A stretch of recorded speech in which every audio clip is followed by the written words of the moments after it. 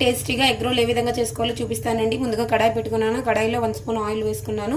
మీ ఇంట్లో అవైలబుల్ ఉన్నాయో ఆ వెజిటేబుల్స్ అన్ని వేసుకొని మంచిగా ఫ్రై చేసుకోవాలి. నేను ఇక్కడ క్యారెట్, క్యాప్సికమ్ అలాగే క్యాబేజీ, ఆనియన్ వేసుకున్నాను.